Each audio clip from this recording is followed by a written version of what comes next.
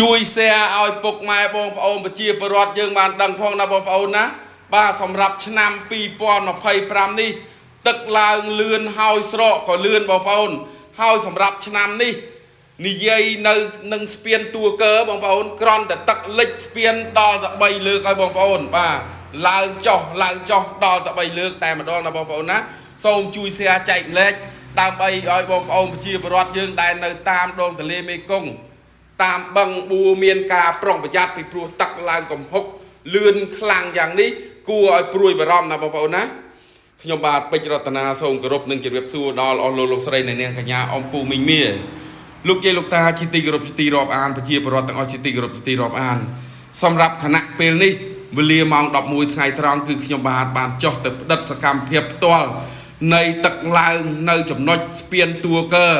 ក៏ដូចជាម្ដុំភូមិតួកើហ្នឹងបងប្អូនណាដែលស្ថិតនៅក្នុងឃុំទន្លេបាត់ស្រុកត្បូងឃ្មុំខេត្តត្បូងឃ្មុំ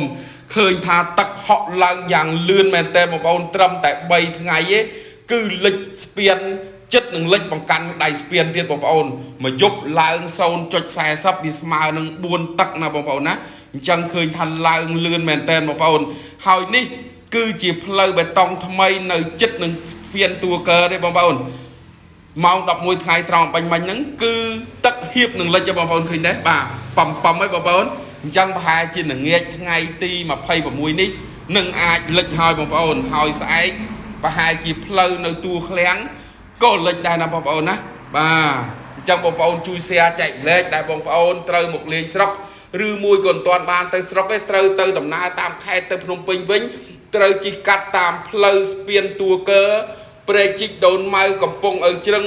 ផ្លូវតួវត្តតួឃ្លាំងខាងជើងវត្តតួឃ្លាំងហ្នឹងបងប្អូនណាចាក់មកទន្លេបាត់ពីទន្លេបាត់ទៅតួឃ្លាំងសូមវៀងបងប្អូនបាទវៀងសម្រាប់ឡានតូចឡានធំម៉ូតូក៏ដោយបងប្អូនវៀងតាមសែនតស៊ូទៅបងប្អូនបាទព្រោះថ្ងៃនេះម៉ូតូអាចឆ្លងដរកើតបងប្អូនប៉ុន្តែស្អែកប្រហែលជាទូកដរហ្នឹងក៏ឆ្លងលែងបានដែរបងប្អូនពីព្រោះកន្លែងចំណុចខ្ញុំបាទកំពុងថតហ្នឹងប៉ំហើយបងប្អូននៅតែប្រហែលមួយទឹកទៀតនឹងលិចហើយបងប្អូនហើយបើមួយថ្ងៃទឹកឡើងដល់14ទឹកបងប្អូនតើអាចទប់ទល់បានទេបងប្អូនអញ្ចឹងដឹងតែលិចហើយបងប្អូនឯងមើលនេះបងប្អូនបាទមើលគ្រប់គ្នាណាបងប្អូនណាបាទពីព្រោះខ្ញុំមើលអូតូនិយមនៅខេត្តស្ទឹងត្រែងថ្ងៃនេះក៏ឡើងកញ្ចេះថ្ងៃនេះក៏ឡើងឯកំពង់ចាមក៏ឡើងត្បូងឃ្មុំក៏ឡើងអញ្ចឹងស្អែកទឹកដឹងតែឡើងទៀតហើយបងប្អូនបាទឲ្យតែកញ្ចេះស្ទឹងត្រែងឡើងហ្នឹងយើងក៏ឡើងដែរណាបងប្អូនណាបាទហើយបងប្អូនសូមជួយ like ជួយ share ទាំងអស់គ្នាដើម្បីឲ្យតំណែងនេះជ្រាបដល់ប្រជាពលរដ្ឋយើងដែលត្រូវឆ្លងកាត់ណាបងប្អូនណាបាទហើយនេះគឺជាតាមផ្លូវនៃផ្លូវ